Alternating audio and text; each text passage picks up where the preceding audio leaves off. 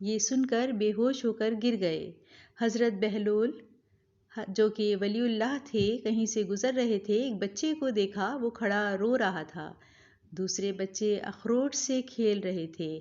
انہوں نے سمجھا اس کے پاس اخروٹ نہیں ہے اس لیے رو رہا ہے، میں اس کو لے کر دیتا ہوں۔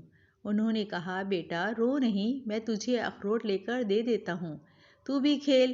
اس بچے نے کہا بہلول کیا ہم دنیا میں کھیلنے آئے ہیں؟ ان کو اس بات کی توقع نہیں تھی کہ بچہ ایسا جواب دے گا، تو انہوں نے کہا اچھا پھر کیا کرنے آئے ہیں؟ بچے نے کہا اللہ تعالیٰ کی عبادت کرنے آئے ہیں۔